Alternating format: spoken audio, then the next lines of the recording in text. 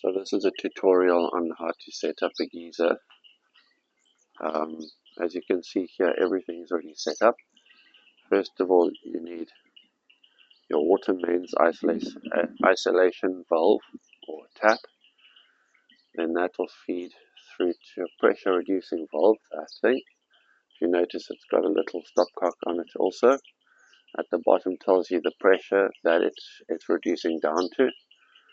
And this one is, but I can't quite see. If it's blue, it's usually like I think green is 600 kPa, red is 400, black is 200, and blue is 100. So this looks like it might be 100, which is quite low. But of course, they've also got to match it to the pressure that the geyser can handle. Yes. And then if you look on the side here, there's a little opening there. That's called expansion valve.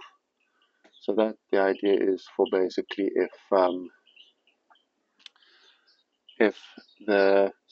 when the water goes into the geyser heats the water up and then it comes out in the hot section there. I'll go around to give you a better view. That then once the hot water comes out of those pipes, it expands those pipes ever so slightly, and obviously because the system is under high pressure, it will basically expand those pipes, and so then after the pipes have expanded just a little bit, the water will then fill in those little expansion gaps. But once someone's turned off the tap in the house, once they've stopped using the hot water, then the water stops flowing and the water cools down in the pipes, which cools the pipes down, and they go back to their original size. But the trouble is that there's always a little bit more water in those pipes when they're hot. So it means that the water has to go out somewhere. And where do they go? Well, they go out the expansion valve. So the idea with the expansion valve is basically it's if you see it dripping, it should always only drip a little bit. But if you see it dripping a little bit every so often, then that's perfectly normal. There's nothing wrong with that. And then what you have here, if you look at this T, this one feeds off into the house. That's the cold line. You see it hasn't gone into the geyser yet. That feeds off the cold line, and that creates a balanced system. So instead of feeding your cold water off here, where the pressure is much higher, it gets reduced and then it feeds off of the cold and goes into the house. So it just helps because when you have a balanced system, it means that if you want cold water and you want hot water, you have to turn the taps the same amount. Also, when you have cold water, it doesn't. If it was much higher pressure than the hot, then the cold would always override the hot. So you open the tap slightly and you get a jet of cold water, and it's not ideal. So that's the perk with the balanced system. Then if you notice here, this is the cold water inlet. So it tees off there, goes down into the geyser. It always feeds in at the bottom, because once it comes in at the bottom, the water gets heated up and it rises to the top.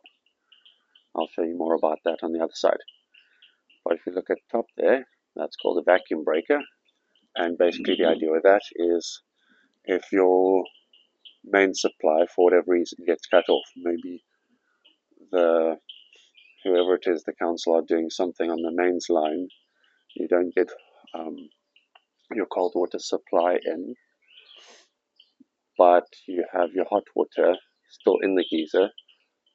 This will then let air in and break the siphon, so you won't get hot water siphoning out of here and going back into the cold taps. And the other issue with that is the geyser will always be on, and the thermostat, which is inside here. So your element and your thermostat are accessible inside this box. The thermostat would then read, "Ooh, water's cold." So if the geyser is empty, the thermostat sees, "Ooh, the geyser is cold, so let's turn on the element." And the element would turn on, but it's not heating anything; it's only heating air, and so it would burn out. So basically, you don't want the geyser to unintentionally drain out. So you want it to stay full. So the vacuum breaker on this side is just to stop any siphoning going through here, and it's always set above the geyser so that any water that's in the geyser wouldn't be able to breach that gap there.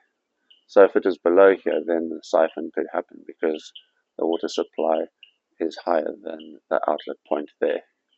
Whereas if it's sitting above the geyser, then it's another anti-siphon loop. It's another anti-siphon break. So basically water would have to go up there. Now because there's always water in the system, it still is possible. But as soon as you let air in the system, then that breaks the siphon and then your water stays in the geyser. And then you don't have a problem with burnout or anything like that. Right. Then let's come to, oh yes. And if you look at those are electric isolation switches. So if you look here, there's the water isolation valve, and each one is an isolation switch. They usually set at about 30 amps, and that's more than enough for each geyser. And you also have to have one for each geyser. So there's one there for this geyser, and that one for this geyser. The idea with the two geysers is that sometimes it's cheaper to buy two geysers than one big geyser. And also, the nice thing about two little geysers is if you don't want to use too much electricity, you can always keep the one geyser off and just use it as storage unit. So the hot water heats up here, it goes through the back, feeds along this pipe down into this cold water inlet, although that would be now hot water, and feeds into this geyser, and it just basically keeps it hot and keeps it safe. But it doesn't actually heat up the water. So when the water goes out into the house, then basically this one's doing the work. It sucks it through in this line into this geyser, and then from this geyser it goes into the house. So that's the idea with that. So that's also an ideal with that. And you can basically set these two geysers up so that they're actually connected in parallel, not just in series. Because as it is right now, they're connected in series. The cold water comes in here, goes down into this geyser, and it goes out the hot there, travels through this pipe, goes into this geyser, and then from the back there, it goes into the house. Yeah. And then also the other nice thing is if one of these packs up, then you've still got the other one to do the heavy lifting. So there's a lot of perks to having two geysers. The only downside is that they are really quite expensive to install. Right, now let's come to the back here. If you look at this pipe here, I can't really get a much higher view. Let me try. Okay, there you go. So you see also the hot outlet is always the highest point on the geyser. A lot of geysers these days have them situated on the front where these valves are, but the old ones used to install them on top. Anyway, so it doesn't really matter because the pressure will always push the water out. When someone opens the tap, the pressure from the cold is pushing the water in, which pushes the hot water out. It also needs a vacuum breaker on top, and that also helps to stop any siphoning that might happen. Although with a hot, because everything's much higher up on the setup, siphons don't usually happen in the hot water, particularly because there's a cold water inlet.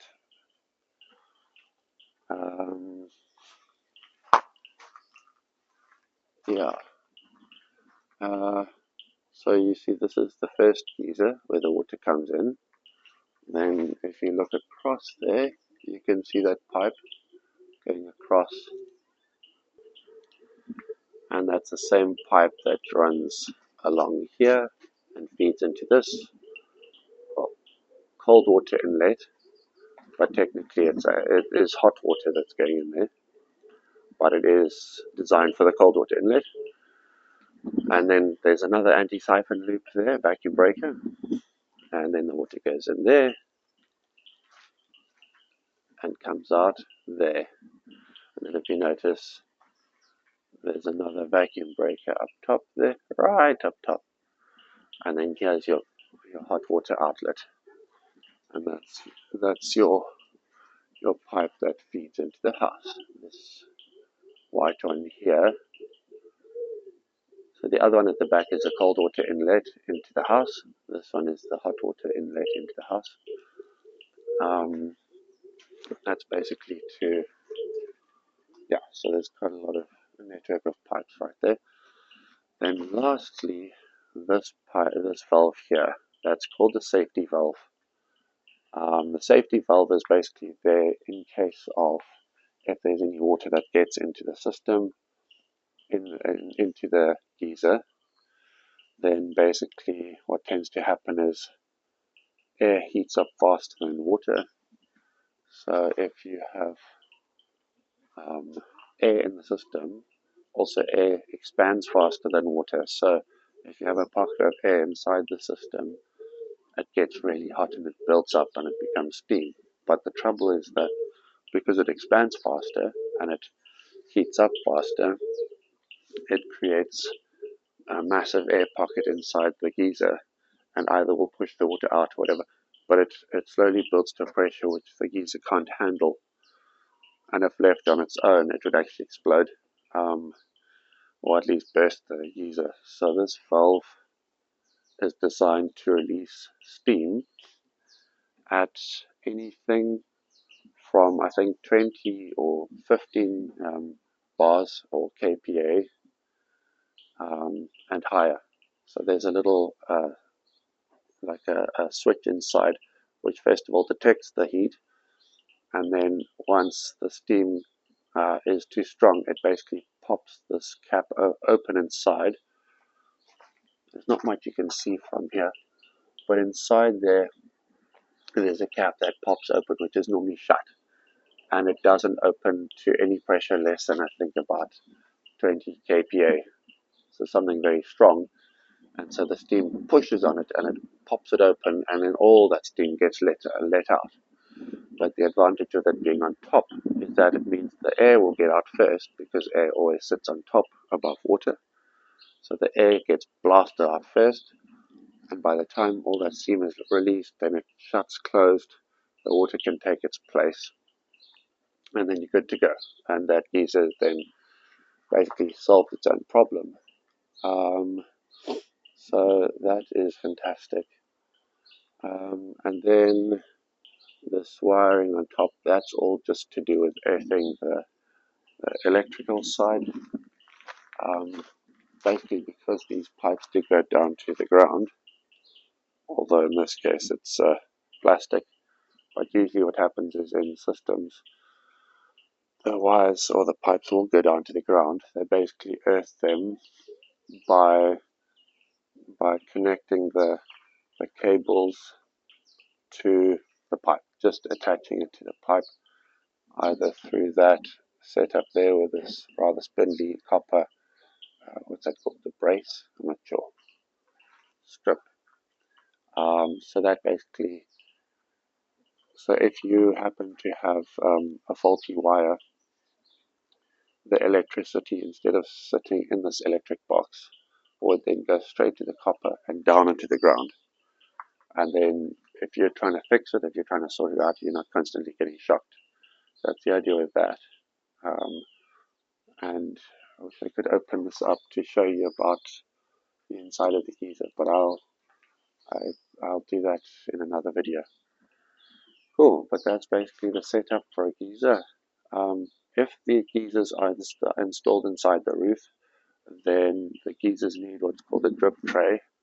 It's like a massive tray, plastic or metal, that sits underneath the geyser, and those then if the geyser, for instance, is burst or one of the valves is leaking, it would all collect in the geyser. Then the geyser is sloped and the drip tray is sloped, and then with regards to that, then you'd have an outlet point below the geyser, and that collects into a pipe and then drains out, and usually drains out outside the house. With the safety valve, it needs a copper pipe, nothing.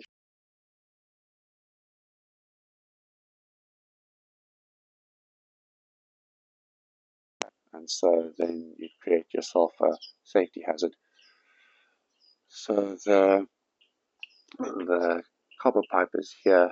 It would then feed out into the outside, and then that would then safely get the air, the steam out. Usually, what happens is by the time it exits on the other end of the copper pipe, the copper has also cooled it down, and so then when it comes out as little droplets. So it doesn't come out as steam. So the steam gets cooled down as it shoots into the pipe. Um, Also, if that's the case, if your safety valve is going off, usually it means that you've got, which would be situated inside here. Your thermostat needs to be replaced. Occasionally, your safety valve needs to be replaced in that regard. But usually, if everything else is set up right, the safety valve is basically like a last resort. Usually, if everything is done right, you wouldn't need the safety valve. Also, if the thermostat's not working properly, you will notice, because your hot water becomes so much hotter in the shower, in the bath, in the basin, in the sink. And so the idea with that is that you would then be like, why is it so much hotter? You call the plumber in, or the electrician, and they would then come in and replace it for you. Yeah, that's pretty much it. Cool. Thanks.